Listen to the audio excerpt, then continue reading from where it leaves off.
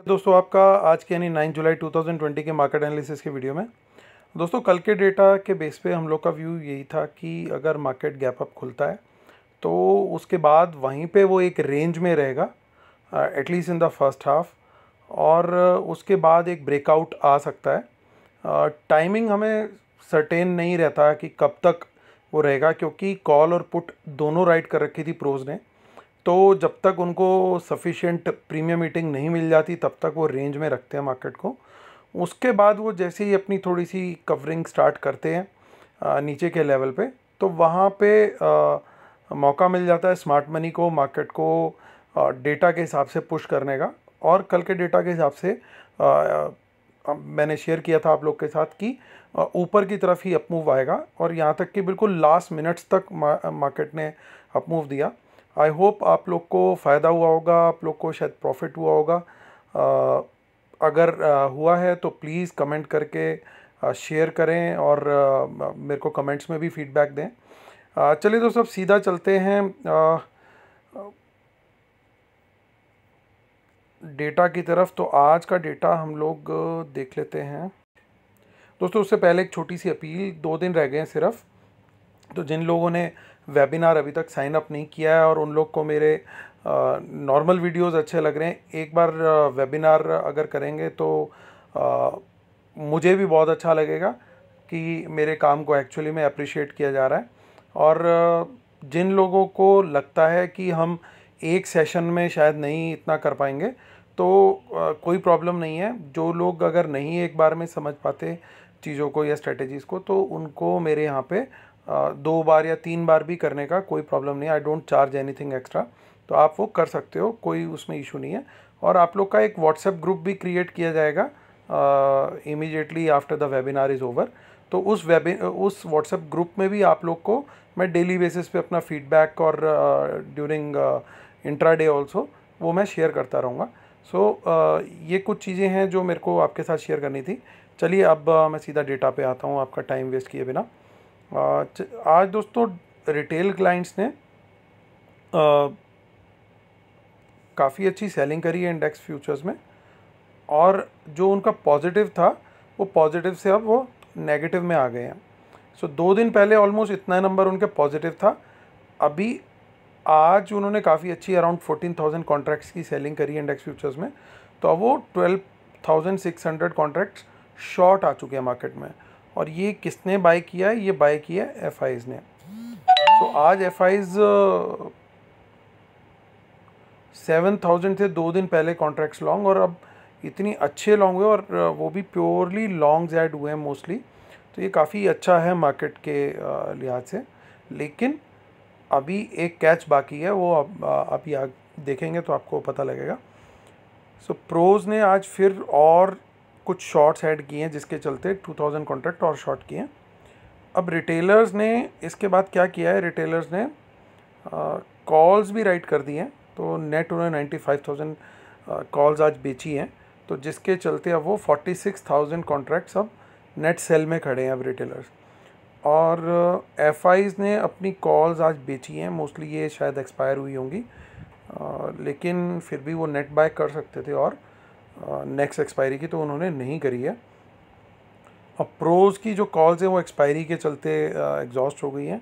अब वो सिर्फ 7,000 कॉन्ट्रैक्ट शॉर्ट है, यानी जितनी कॉल्स राइट हो रखी है वो मैक्सिमम इस समय रिटेलर्स की हुई है, which is again positive for the market. अभी पुट की बात करते हैं, तो पुट में भी इन्होंने नेट सेल आज किया है, तो अब वो अच्छे खासे सेल में भी आ गए हैं। सो ये पॉइंट जो है वो नेगेटिव है मार्केट के लिए। और at the same time pros की भी काफ़ी अच्छी क्वांटिटी में नेट सेल में, ये पॉजिटिव है मार्केट के लिए। और यहाँ तक कि एफआईज भी आज बेच के गए हैं, तो ये भी पॉजिटिव है मार्केट के लिए। स्टॉक फ्यूचर्स में अच्छी पोजीशन बना ली है रिटेलर्स ने, आज वापस से अराउंड 18,000 कॉन्ट्रैक्ट्स बाय किए हैं, ये थोड़ा नेगेटिव है मार्केट के लिए। और एफआईज ने अपने कॉन्ट्रैक्ट 5 लाख के नीचे आ गए हैं अभी, सो ये मेरे हिसाब से काफ़ी नेगेटिव है मार्केट के लिए। उसका सिंपल सा रीज़न ये है कि इसका मतलब क्या है, इसका मतलब ये है कि वो धीरे धीरे जो ये बाइंग कर रहे हैं यहाँ इंडेक्स फ्यूचर में, वहाँ पे वो धीरे धीरे सेलिंग कर रहे हैं स्टॉक फ्यूचर में। तो यानी मार्केट ऊपर ले जाके स्टॉक फ्यूचर्स का डिस्ट्रीब्यूशन हो रहा है। तो आप लोग को क्या करना है, आप लोग को बहुत एक्स्ट्रा केयरफुल रहना है, क्योंकि एक दिन के अंदर 37,000 का डेटा जो है, ये प्लस दिख रहा है आपको कॉन्ट्रैक्ट्स का, ये एक दिन के अंदर माइनस में आ सकता है। तो इसलिए हम अगर लॉन्ग रहते हैं तो हम बहुत कॉशियस रहेंगे, क्योंकि ट्रेंड जो यहाँ पे आ रहा है ये अभी नेगेटिव है। अगर ये कल पलट के वापस प्लस में आता है तो हम अपना व्यू कल उस हिसाब से बनाएंगे। अभी हम एक टाइम पे एक दिन का व्यू लेते हैं। सो अभी ये मुझे जो ट्रेंड दिख रहा है ये माइनस का दिख रहा है स्टॉक फ्यूचर्स में, और इंडेक्स फ्यूचर में प्लस का दिख रहा है। और कॉल्स बाय करी है रिटेलर ने, जो कि मोस्टली सप्लाई करी है प्रोज ने, लेकिन उससे ज़्यादा क्वांटिटी में पुट बाय करी है। बट ओवरऑल बेसिस पे कॉल काफ़ी ज़्यादा बाय में है स्टॉक फ्यूचर्स में। चलिए अब एनएसई की साइड पे चलते हैं, फिर लास्ट में व्यू कंक्लूड करते हैं फटाफट। कैश में बाइंग करी है, डीआईज ने सेलिंग करी है, एफआईज की बाइंग है, डीआईज की सेलिंग है। यानी बैलेंस बाइंग जो अराउंड 600 ऑड करोड़ की है वो किसने करी है, वो रिटेलर ने करी है। सो आज ओपन इंटरेस्ट बढ़ा है काफ़ी अच्छा, और हमने देख लिया बाय किसने की है, मोस्टली बाइंग करी है एफआईज ने। सो निफ्टी में अच्छा बाय है आज। और सबसे अच्छी बात यह कि कल तक जो डिस्काउंट था वो आज फ्यूचर जो है वो प्रीमियम में आ गया। सपोर्ट और रेजिस्टेंस देख लेते हैं निफ्टी का। अराउंड 10,800 एंड समथिंग पे बंद हुआ, हाँ 813 पे क्लोज हुआ है। सो 10,800 ही हमारा बहुत अच्छा बेस बन गया है, और 10,700 भी एक अच्छा सपोर्ट लेवल है। तो ये बहुत अच्छा सपोर्ट का जोन बन चुका है हमारे लिए। और अगर मार्केट इस लेवल के नीचे थोड़ी ज़्यादा देर रुकती है तो फिर हमें कॉशियस हो जाना चाहिए। उसके बाद हम देखते हैं, अगर 11,000 पे ही रेजिस्टेंस दिख रहा है मुझे, उससे पहले इतना बड़ा कहीं पे कोई रेजिस्टेंस दिख नहीं रहा है। अब आते हैं बैंक निफ्टी में। यहाँ पे भी प्रीमियम, जी हाँ यहाँ पे भी प्रीमियम आ गया है,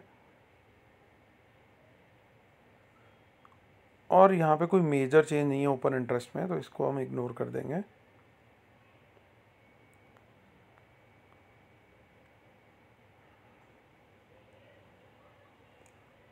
और देखिए यहाँ पे एक सरप्राइजिंग बात ये है कि इन द मनी पुट है और उस पर इतनी अच्छी राइटिंग हुई है।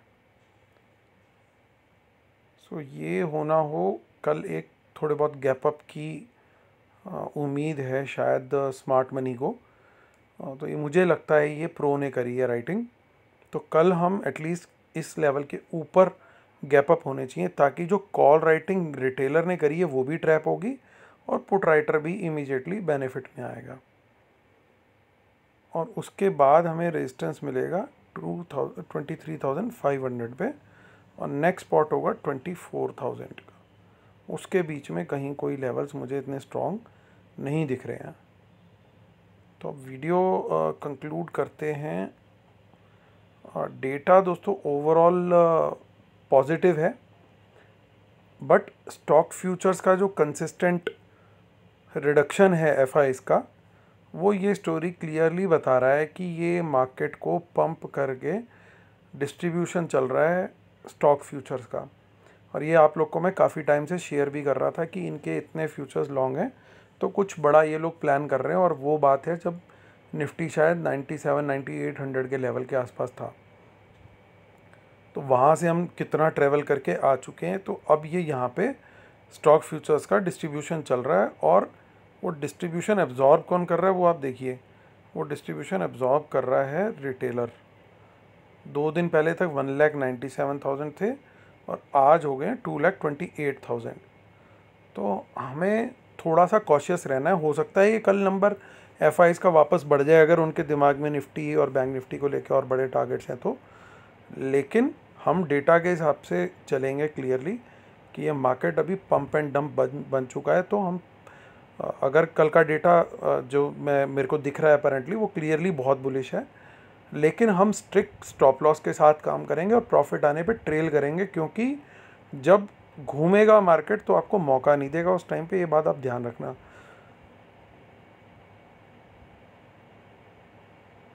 और पर्टिकुलरली सेकंड हाफ में थोड़ा सा ज़्यादा कॉशियस रहिएगा।